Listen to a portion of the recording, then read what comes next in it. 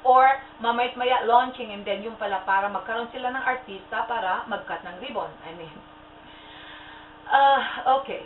So ngayon, I just have to be careful. I mean, ayoko na nagamitin nila yung situation ko ngayon para ma-take advantage ako. No, I'd rather stay here at I will do my best na lang kung ano yung kaya kong ibigay sa inyo, ma-share ko sa inyo through my testimonies or through my advice, through my motivational speaking.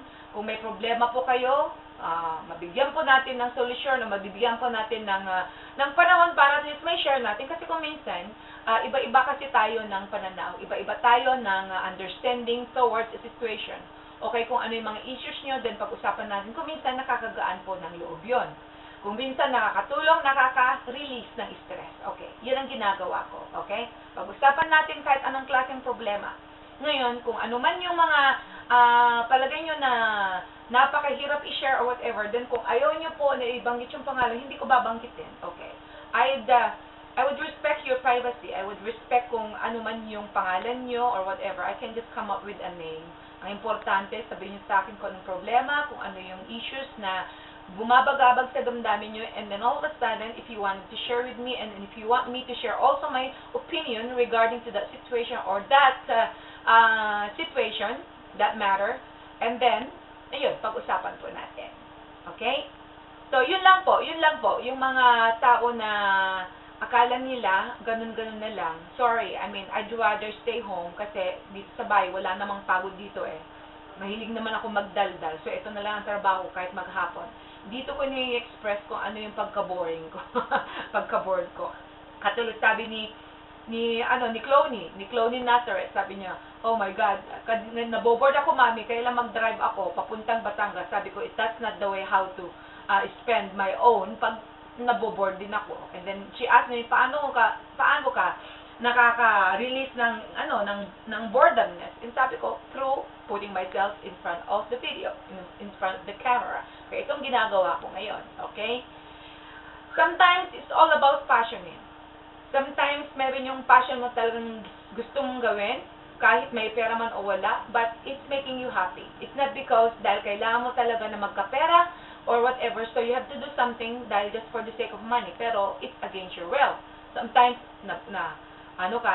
parang naaasiwa ka na, or kung minsan, it's no longer fun anymore, kung ano yung dapat mong gawin para lang magkaroon ng pera. Kaya minsan, mas pipiliin pa natin na gawin kung ano yung passion natin. Kung meron mang pera na makuha out of that, then okay. Ang importante, you are happy, nakaka-survive ka naman kung ano yung pangangailangan mo. So, yun na yun di ba? Katulad ni Kid, ayun, sabi nila, ba't hindi ka na lang pupunta kasi sa abroad? Ba't hindi ka na lang po para kung sakali man na, at least masustentuhan mo si Mystica, na asawa mo. Kung kailangan ko lang pala ng sustento, mag-asawa na lang ako ulit ng mayaman. Napakarami po dyan. So, yun talaga ang gusto ko. Yung pera. Okay? Nag-asawa po ako because I found somebody who cares about me, at kung kailangan ko rin po yung magkikare sa akin, he's there for me. Kung ano yung mga maliliit na pangangailangan ko, o yung company na pangangailangan ko, na I feel comfortable with him, para kaming mga bata kung minsan, at least, pareho kami, nagkaka-adjustan kami. Yung level of, kung minsan yung level of my maturity, at the level of his maturity, kung minsan na i-coincide ko rin Hindi naman all of a sudden na, dahil sa ako'y ganitong edad, and then, ganun na lang lagi yung level ng aking utak, o kaya ganun na lang lagi yung level ng aking pakikisalamuha sa kapwa ko. Hindi ganun I can level myself to every children. Kahit anong edad, I can also level myself to the opposite, di ba? Yung mga matatanda. Ganun Nasa adjustment po yun Nasa adjustment po yun. Kung ano yung kaya nyong i-level. Ngayon, kung hindi nyo kayang i-level sa ganung edad, then nasa inyo yun, it's your choice. So, it's all about passion. Yung sinasabi ko kanina. Everybody has a choice kung ano yung gusto nilang gawin. Ngayon, kung sasabihin nila na hindi trabaho ang namamalimos, pues, walang magsasalita na may namamalimos, tapos yun ang kanyang trabaho, kung hindi yun ay trabaho talaga. Katulad mga beggars, tatanungin mo, anong trabaho mo? Ay, namamalimos lang po ako. That means that is his job. Okay? Trabaho na yun. Kaya nga sila nabigyan ng role dito sa mundo para magkaroon ng ganong klaseng trabaho. Katulad yung mga kung minsan mga disabled, at least nakakapagtrabaho pa rin sila kahit papano, di ba? So, nabigyan sila ng role and then to show you na kahit disabled sila, they are doing something na passion nila. Meron yung mga iba rin na bulag lang pero nabigyan sila talaga ng kakaibang talento. They can do the piano, okay, they can sing, na talagang sobrang kakaiba because they were gifted. Because they were given such roles na talagang ginagampanan talaga nila ng todo-todo. Kasi, pero yung isang bulag tapos nakakaano ng piano. That must be really, really gifted. Katulad yung iba, walang kamay, paa, ganun, ganyan. Pero nakaka-swim, nakakagawa sila kung ano-ano, nakaka-text pa nga sila di ba? But because, ang Diyos nga naman talaga nag-ooperate kung ano talaga ang kanilang purpose dito sa mundo. It's all about God. Kasi, pag nakita nyo or narinig nyo, okay, nabasa nyo yung Father's Love Letter. Sa video, okay, sa text lang. Ilagay nyo yun, Father's Love Letter. That's good enough an explanation na lahat ng mga nangyayari sa atin. It's either before na pinanganak tayo or kung kailan tayo mamatay, lahat na nga po ang mga yun ay nakaprograma na. Sometimes, binibigyan lang tayo ng Diyos ng mga pagsubok or whatever because we were given a chance or a freedom kung ano talaga yung gusto nating piliin sa buhay. Ngayon, pag binigyan tayo ng role, tapos, hindi naman natin gagampanan na maigi yun, and that means, nasa atin talaga yun. Nasa choice natin. But most of the time, pag binigyan tayo ng role, ginagampanan talaga natin. And don't force to show people na, oh, bakit ganito, ganyan, bakit ganito ang binigay sa akin ng role ng Diyos, ganito. Huwag kang mag-complain. Just the fact na nabubuhay ka pa at hindi pa kinukuha ng Lord yung buhay mo, then just be thankful. Ganun ako hanggat hindi pa ako namamatay, hanggat hindi pa talaga ako yung talagang walang-wala na, yung talagang lupay-pay na hindi ko na kayang bumangon, then I'm still here. Alam kong kaya ko pa rin. Alam kong I can survive. Kaya kung anong ginagawa ko ngayon, it's a form of survival. Hindi ito yung pagpapakawala na lang na parang, oh my God, bakit namamalimos na? And then, she's already putting herself down. No, this is not. I am proud to what I'm doing.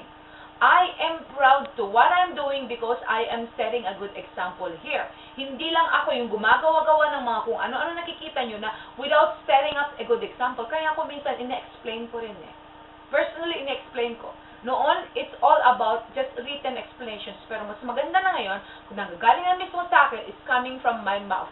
Para maintindihan nyo talaga kung what is this all about. What is Mystica all about. Okay? May ginagampanan talaga ako dito na kailangan lahat ay maiintindihan. Ngayon, kung hindi nyo naintindihan, feel free to ask me. Okay? Huwag yung bigla nyo na lang akong i-judge o ganun-ganyan. Kasi pag ginudge nyo na ako, hindi naman yung asking a certain question and then you need an answer. Kung bigla ka na lang nagbuhos na lang talaga ng judgment sa akin, I'm sorry, I don't even have time for you. I don't even have time to even read your message. Dahil pag alam ko, pag from the start pa lang nakita ko talaga na hindi na maganda yung start ng iyong tono, I'd rather just block you right away because I have no time for your shit. Ako yung taong alam ko kung anong gusto ko, alam ko rin kung anong tama o mali na kailangan kong gawin, okay? If I decided to choose something, if I decided to risk something, to risk myself on something, and then I decide to do that thing, and then that's my own choice. That is my own decision. Ngayon, kung decision ko na i-reject ang isang offer ng isang tao kay invitation because that's my own decision. Kasi, natural. Sino ba i-please ko ngayon? Myself first, before pleasing others. Okay, masarap na yung pagbigyan mo sila, pero what is it for you? I mean, pag uwi mo, kasi, ano na pala ako dun? Nagkapera ba ako dun? Napagod lang ako. Tapos pinakanta pa ako, napagod yung boses ko, ngayon wala na akong boses. So ngayon, I have to go to the hospital, magpapacheck up, yung mga ganong consequences. Ngayon, kung hindi nyo pa naintindihan yan, then it's up to you. Because I have my own principle, I have my own decision, Mystica is Mystica, hindi pa nawawala yung pangalan ko ngayon. Kung ngayon akala nyo, nanakaw nyo yung aking identity, nanakaw nyo yung aking pangalan, tapos sinira nyo naman. Now, it's not, okay? It's about time I am taking that back, okay? By being me right now, nakabangon na ako. Hindi pa ako nakakatumba, hindi nyo pa ako natutumba. No, you never. You never. Akala nyo natumba nyo na ako. No. Kung natumbahan man ako, that means na para bang it was me, it was my choice. Diba? Kung for example, itinulak ka, and you know na mas malakas ka doon sa nagtulak sa'yo.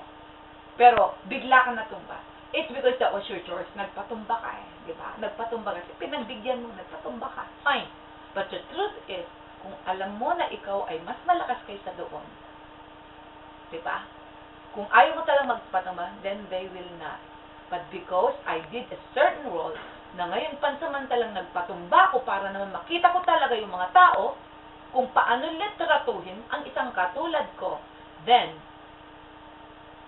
now it's my choice to get back kung sino talaga ako. Okay? Now, this is Mystica. This is it. Walang pinagbago ang Mystica. Alright? Ang pinagbago lang ngayon, well, naubos kong cash ko dahil pansamantalang nawala yung trabaho ko. Okay? At huwag niyong sabihin na kung sakali man ng isang tao, maraming properties, maraming kayamanan, whatever, and all of a sudden, hindi rin siya nauubusan. Kasi hanggat hindi pa nabebenta, hindi naman ito pagbebenta ng ulam. Hindi naman ito pagbebenta lang ng make-up lang. Okay? Ang hirap nga rin magbenta ng make-up eh. Diba? Hindi nangangahulugan ng minsan meron kang benta tapos madali mo na lang ibenta yun. Eh paano you're talking about properties? You're talking about millions. Ganun na lang ba? So sasabihin nyo na huwag ka nang mamalimos. Ha? Magbenta ka na lang kung anong meron ka dahil hindi ka talaga, wala kang karapatang mamalimos. Hello? Kung sinabi niyong wala akong karapatang mamalimos, that means to say, wala na rin akong karapatang mabuhay o kaya'y kumain. Ganun lang simple. So now, kung sakali may mga taong tumutulong sa akin because they understand my